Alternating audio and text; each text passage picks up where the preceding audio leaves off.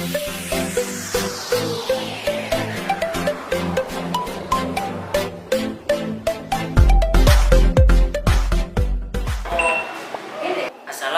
warahmatullahi wabarakatuh. Perkenalkan, nama saya Rozulhak, guru PPKN di SMK Widya Dharma Tulen, sekaligus mahasiswa PPG dari LPTK Universitas PGRI Kanjuruhan Malang. Dalam kesempatan kali ini, saya akan membagikan video PPL aksi kedua dengan model pembelajaran Problem Based Learning. Demikian, wassalamualaikum warahmatullahi wabarakatuh.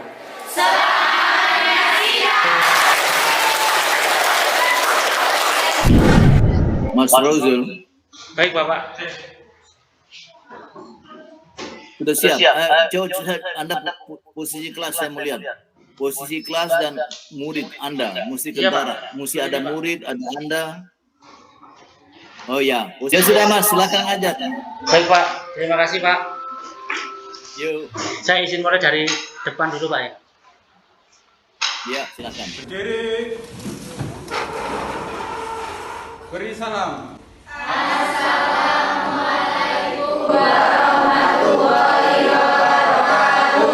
Waalaikumsalam warahmatullahi wabarakatuh. Gimana kabar kalian hari ini? Alhamdulillah. Baik, untuk memulai hari ini kita menyenangkan Indonesia Raya kepada Barat, silakan.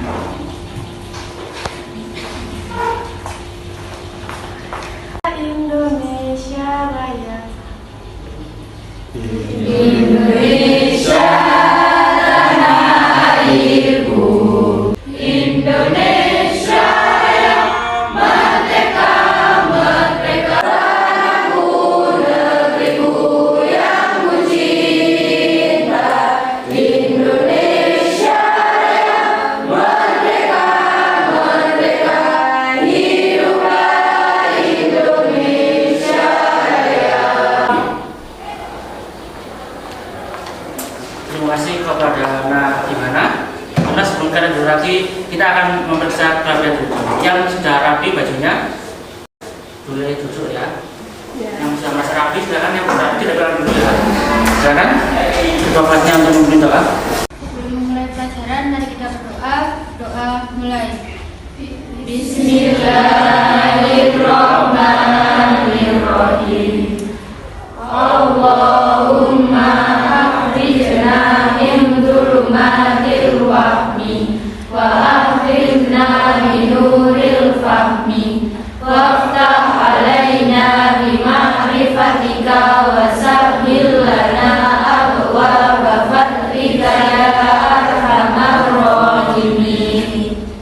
Doa selesai. Nah, apakah di kelas ini hari ini ada sesuai yang tidak masuk? Ini Kalau begitu, kalau ini berarti bagus sekali ya. Jadi hari ini sangat istimewa sekali anak-anak. Saya akan membahas sebuah materi yang sepertinya sangat dekat sekali dengan kita ya. Materi yang kalian pelajari bahkan mulai dari SD, SMP sampai sekarang dan SMK. Materi ini tuh pasti akan diulang-ulangi, yaitu mengenai hak asasi manusia. Saya ingin tahu dulu, apakah kalian masih ingat materi di minggu yang lalu? Coba kalian masih ingat? Masih ingat? Ya.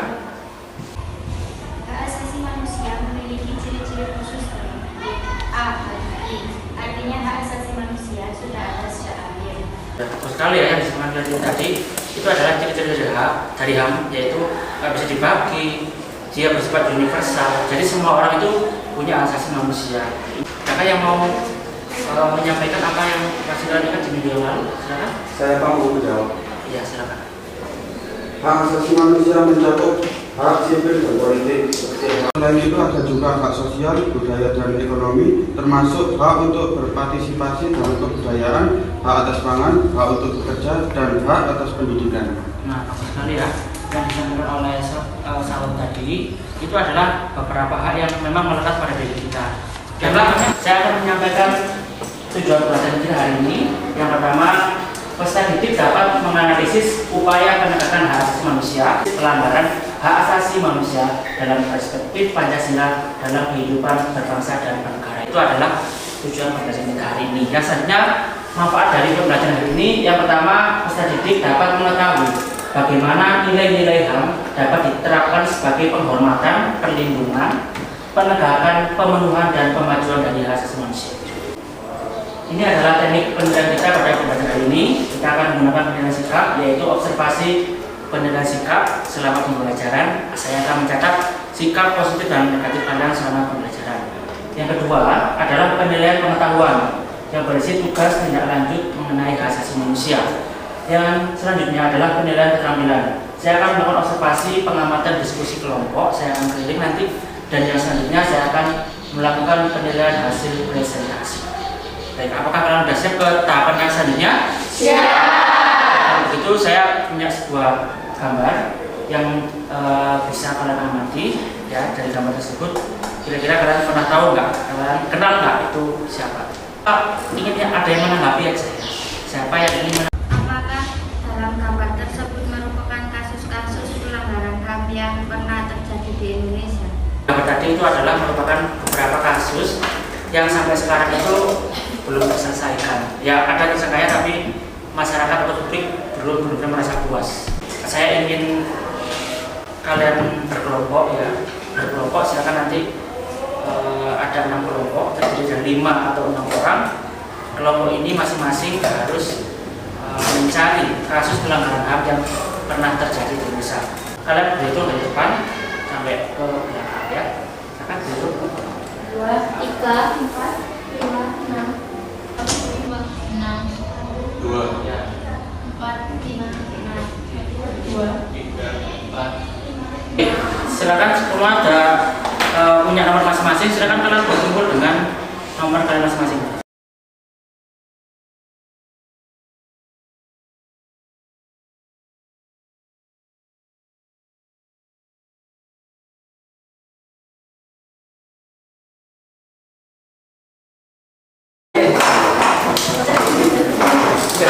Sudah dapat kelompok semuanya ya?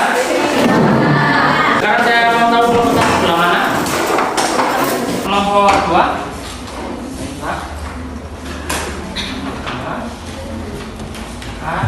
Selanjutnya kelompok 3.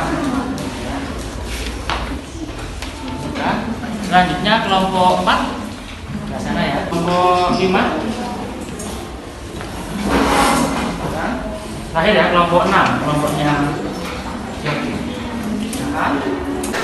ini perhatikan ya. Yang selanjutnya saya akan menyampaikan di sini. Kalian bisa membaca KPD-nya. Di situ ada sebuah artikel yang bisa kalian lihat.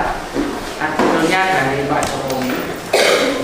Bisa kalian lihat, Jokowi resmi bentuk tim penyelesaian non yudisial pelanggaran HAM berat di masa lalu. Ini anggotanya. Nah, ini yang kita bahas adalah apa saja kasus pelanggaran HAM yang pernah terjadi di Indonesia waktu itu. Ya, silakan kalian cari. Diusahakan setiap kelompok itu memiliki pembahasan yang berbeda. Nah, dari satu permasalahan yang kalian angkat tadi, silakan kalian cari tahu mulai dari kasusnya siapa. Misal berarti hak apa? Kalau dia sampai meninggal berarti hak untuk hidup. Ya. Terus yang selanjutnya penyelesaiannya seperti apa? Nanti kalian cari. Kalian bisa mencari dari berbagai sumber. Boleh menggunakan buku paket, bisa buku paket. Atau kalau misalkan karena rasa itu kurang lengkap, kalian juga boleh menggunakan sumber yang lain, berita atau artikel ya.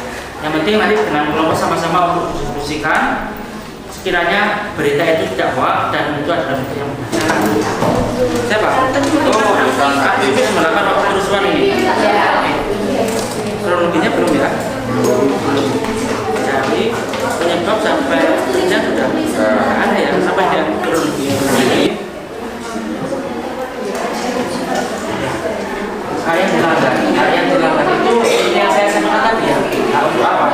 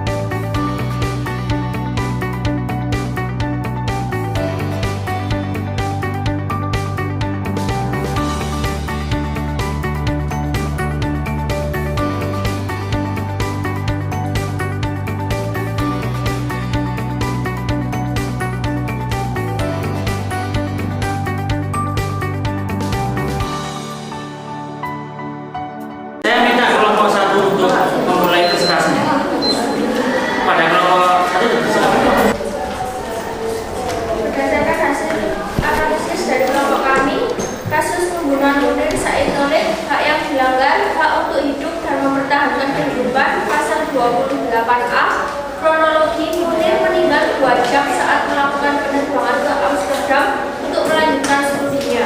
Izin bertanya, berdasarkan apa yang sudah dijelaskan oleh kelompok 1 tentang kasus Munir, apakah yang membuat kasus ini menjadi besar? Siapa sebenarnya sosok Munir ini? Kasusnya adalah penculikan aktivis 98. Para aktivis pemuda dan mahasiswa yang ingin menegakkan keadilan dan demokrasi di masa pemerintahan Orde Baru. Mereka yang kritis dalam menyikapi kebijakan pemerintah dianggap sebagai kelompok yang membahayakan dan merongrong negara. Demikian sudah diskusi kami. Maaf jika ada salah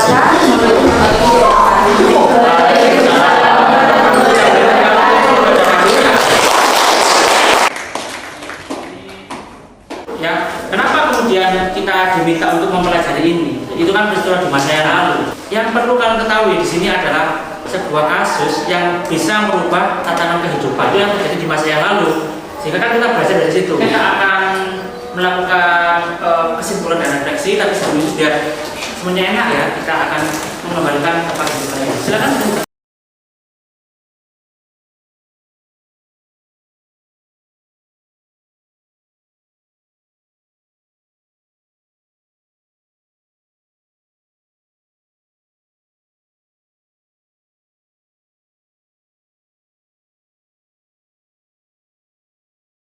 Silakan, adakah yang mau menyimpulkan pembelajaran kita hari ini?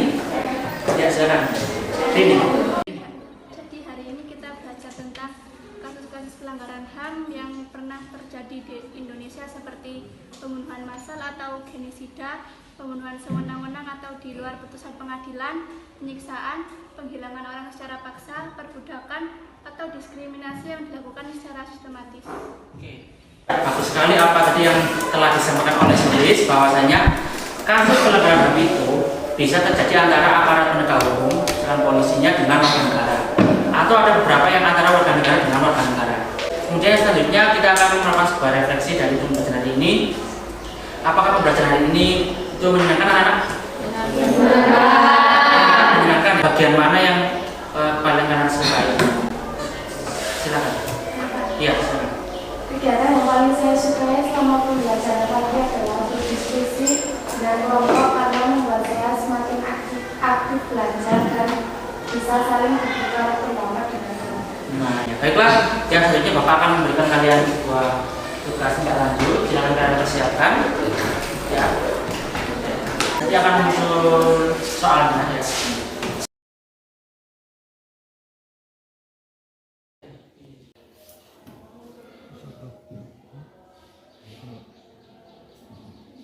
Kemudian minggu depan membahas mengenai ilmu pengetahuan dan teknologi, pengaruhnya terhadap kemajuan sebuah negara. Jadi semoga apa yang kita pelajari hari ini juga bermanfaat buat kalian. Ya. Silakan Nak Selvi untuk mempimpin doa. Sebelum mari kita berdoa.